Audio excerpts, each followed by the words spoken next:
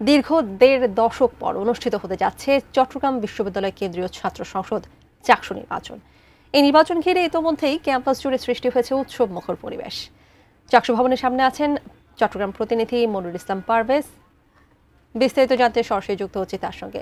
মনিরুল, আপনি নিশ্চয়ই আমাকে শুনতে পাচ্ছেন। কেমন দেখছেন সেখানকার অবস্থা, প্রচার প্রচারণার কি অবস্থা? যেমনটি বলছিলাম, আসলে ১.৫ দশক পর অনুষ্ঠিত হতে যাচ্ছে এই যে চাকসু নির্বাচন, কি পরিবেশ দেখছেন সেখানে একটু জানবো। জানিয়ে রাখি, চট্টগ্রামে আপনি যেমনটি বলছিলেন যে ৩ যুগ পর যেহেতু এই নির্বাচনটি হচ্ছে, এখানে উৎসবমুখর পরিবেশ আমরা দেখতে পেয়েছি এবং এটি এখনো বজায় রয়েছে।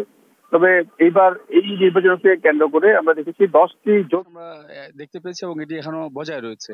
তবে এইবার এই নির্বাচনকে কেন্দ্র করে আমরা দেখেছি 10টি জোট করা হয়েছে। এর মধ্যে 3টি জোট একটু এগিয়ে রয়েছে। আমরা যেহেতু এই সবগুলো ক্যাম্পাসে গিয়েছি, প্রায় 15টি হল, সবগুলো হলে আমরা টাচ করেছি।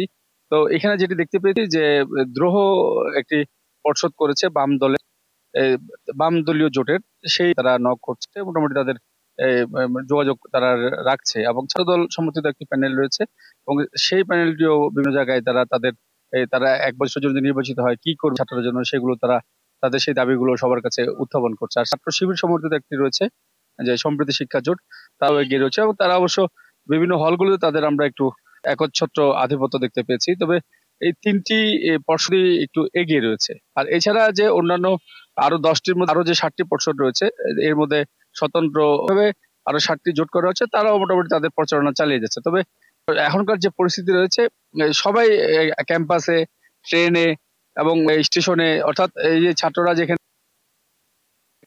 আসা যাওয়া করে, যে বাস স্টপেজ গুলো, অর্থাৎ তারা কি করতে চায়, সমস্ত তাদের অর্থাৎ তারা কি করবে সেই জিনিসগুলোই নির্দেশনা সহকারে ছাত্রছাত্রীদের হাতে কিন্তু তুলে দিচ্ছে।